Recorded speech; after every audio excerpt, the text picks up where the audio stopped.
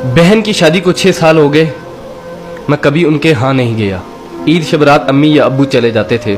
एक दिन मेरी बीवी मुझसे कहने लगी कि आपकी बहन जब भी घर आती है उसके बच्चे घर का हशर नशर कर देते हैं, और आपकी माँ जो हमसे चुप चुपा कर कपड़े, साबुन और कभी कभी को चावल के थैले भी भर के दे देती है।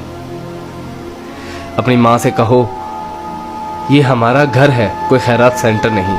मुझे ये सुनकर बहुत गुस्सा आया कि मैं अपने घर का बहुत मुश्किल से गुजारा कर रहा था और मेरी माँ सब कुछ मेरी बहन को दे देती है।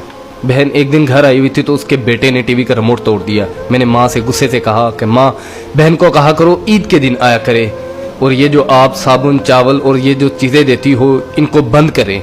माँ चुप रही, लेकिन बहन ने ये सारी बातें सुन ली। 4 बज रहे थे, बच्चों को तैयार किया तो बहन ने कहा कि भाई मुझे बस स्टॉप तक छोड़ आओ। मैंने झूठे मुंह कहा बहन रुक जाती कुछ दिन।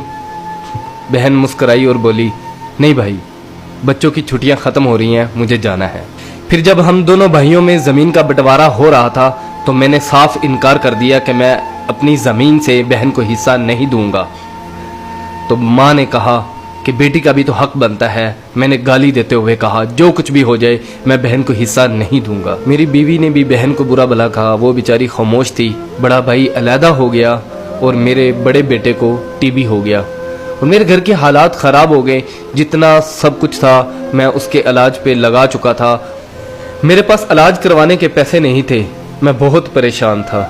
लाखों रुपए लगा चुका था और भूख सर पे थी। परेशानी की हालत में कमरे में बैठा शायद अपने हालात पे रो रहा था। उसी वक्त मेरे घर में वही बहन आई। मैंने गुस्से से बोला ये आ गई मनहूस। मैंने बीवी को कहा कुछ तैयार करो बहन के लिए। बीवी मेरे पास आई और कहा कोई जरूरत नहीं गोश्त और बिरयानी बनाने की। फिर 1 घंटे बाद वो मेरे पास आई। भाई परेशान हो? बहन ने मेरे सर पे हाथ फेरा, कहा बड़ी बहन हूँ तुम्हारी, गोद में खेलते रहे हो, अब देखो मुझसे बड़े लगते हो। फिर मेरे करीब हुई और अपने पर्स से कंगन निकाले और मेरे हाथ पे रख दिए और आहिस्ता से बोली पागल तू एवं ही परेशान होता है, बच्चे स्कूल थे, सोचा दौड़ते दौड़ते भाई से मिल आऊं। ये कंगन बेचकर अपना खर्च करो और अपने बच्चे का इलाज करवाओ। शक्ल तो देख जरा तूने क्या हालत बना रखी है। मैं खामोश था, बहन की तरफ देखी जा रहा था। बहन ऐसा से बोली किसी को मत बताना, तुमको मेरी कसम है। मेरे माथे पे बोसा दिया और 1000 रुपया मुझे दिया जो 150 के नोट थे, शायद उसकी जमा पूंजी थी। मेरी जेब में डालकर बोली